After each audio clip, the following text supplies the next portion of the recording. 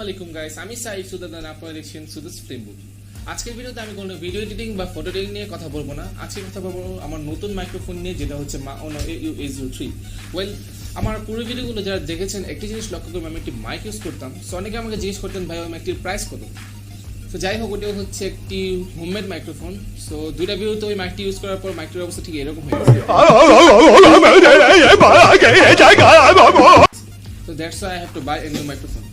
Well, আজকের এই ভিডিওতে আমি আলোচনা করব এই মাইক্রোফোনটি নিয়ে, কিভাবে কত টাকা পড়লো, কিভাবে ব্যবহার করতে হয়, কিভাবে সেটআপ করতে হয়, সাউন্ড টেস্ট সবকিছু নিয়ে আজকের ভিডিওটি। সো কোথাও যাবেন না, সাথেই থাকুন। আসছি ইন্টার পর।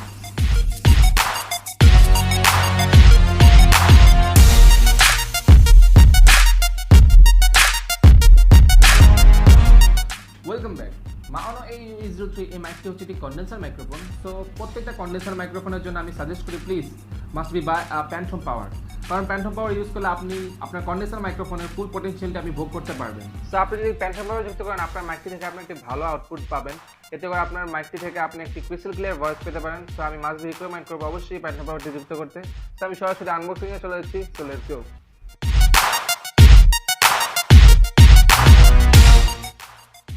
ওয়েল, আমরা এখন আনবক্সিং করব। সো ফার্স্ট অফ অল আমাদের সামনে আছে প্যান্থম পাওয়ার, অ্যান্ড প্যান্থম পাওয়ারের সাথে আছে এক্সএলআর কেবল।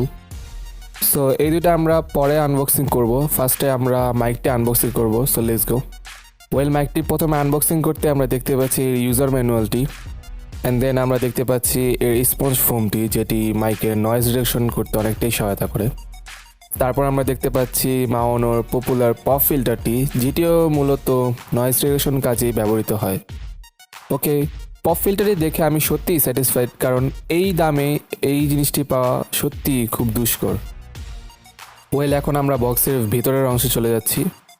ওয়েল, ভিতরের পার্টটি আমি আনবক্সিং করতে গিয়ে সত্যিই আমি চমকে গিয়েছি, কারণ 3500 টাকার মধ্যে আপনি একটি mic stand, mic mount, XLR cable, mic, phone converter সব কিছু পাচ্ছেন। সত্যি এটি একটি নাইস কিট আমার দেখা মতে, কারণ এই প্রাইস রেঞ্জে আপনি এর থেকে বেশি আর কিছু আশা করতে পারেন না। আমি সত্যিই প্লিজড।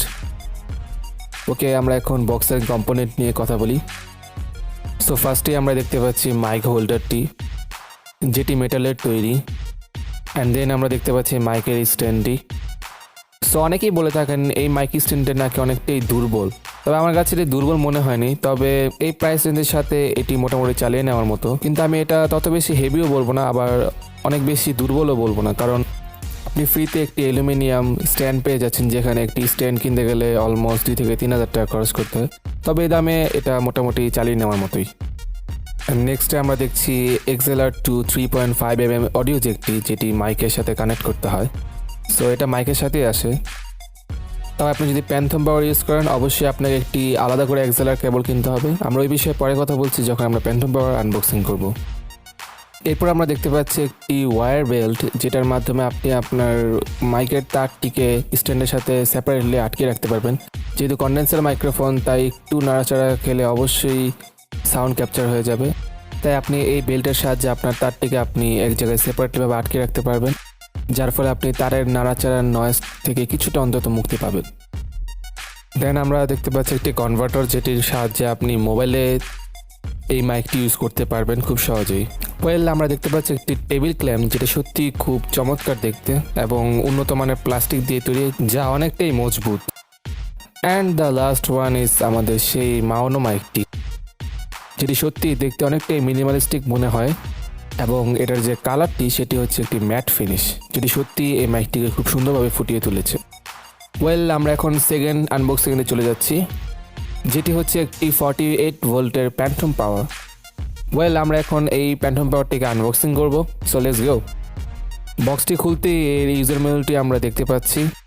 যেহেতু এটি একটি চাইনিজ প্যান্থম পাওয়ার, তাই এই ইউজার ম্যানুয়ালে চাইনিজ ল্যাঙ্গুয়েজে আইডেন্টিফাই করা। সো আমরা এটা সাইডে রেখে দিচ্ছি। এখন আমরা দেখতে পাচ্ছি আমাদের প্যান্থম পাওয়ারটি, যেটি অনেকটাই সলিড দেখতে, এবং এটি ফুললি অ্যালুমিনিয়াম দিয়ে তৈরি। দেন বক্সে একটি কেবল দেখতে পাচ্ছেন, যেটি প্যান্থম পাওয়ারটিকে পাওয়ার আপ করার জন্য। দেন তেমন আর কিছুই নেই বক্সের ভিতর। ওকে, এখন আমরা আনবক্সিং করব XLR female to XLR male এই কেবলটি, যেটি সেপারেটলি আপনাকে কিনতে হবে। তবে এটি আমি আলাদাভাবে কিনে নেই, আমি একটি কম্বো প্যাকেজ কিনেছি, আমার প্যান্থম পাওয়ার সাথে এটা এসেছে, যেটা মোট পড়েছিল 2500 টাকার মতো। ওয়েল, আমাদের আনবক্সিং কমপ্লিটেড। এখন আমরা যাব আমাদের মাইকটি সেট আপ করতে। So let's get started. ফার্স্টে মাইক সেট আপ করতে হলে আপনাকে প্রথমে টেবিল ক্লেমটি পারফেক্ট পজিশনে রেখে সেট করতে হবে।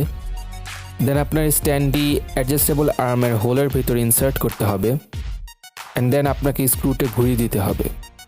তারপর আমাদেরকে শক মাউন্ট বা মাইক হোল্ডার যেটাকে বলে সেটাকে স্ট্যান্ডের সাথে অ্যাটাচ করে দিতে হবে। এখন আমাদেরকে মাইকটি সেট আপ করতে হবে। মাইকটি সেট আপ করতে হলে আপনাকে একটি জিনিস ফলো করতে হবে, সেটি হচ্ছে আপনার মাইকের লোগো যাতে আপনার মুখ বরাবর থাকে, তা না হলে মাইকের ফ্রিকোয়েন্সি অনেকটাই নষ্ট হয়ে যাবে। So be careful.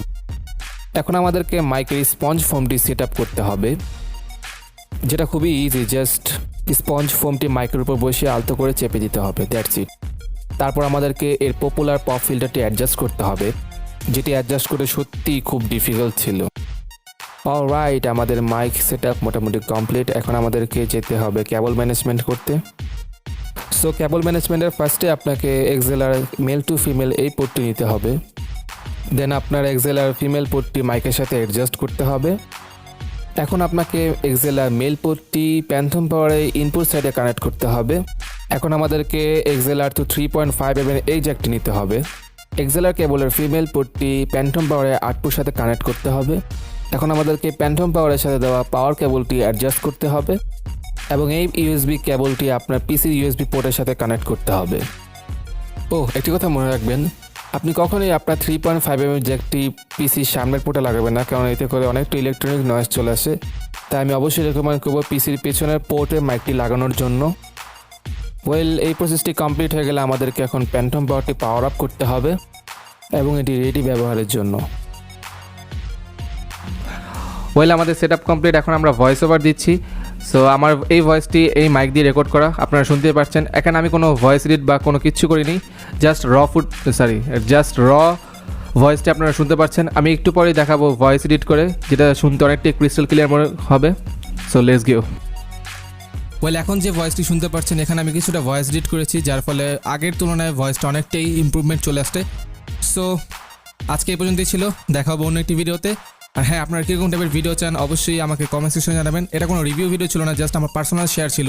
আমি নতুন একটি মাইক কিনেছি আপনাদের সাথে শেয়ার করার জন্য। So that's it. আমার জন্য দোয়া করবেন। আসসালামু আলাইকুম, আল্লাহ হাফেজ।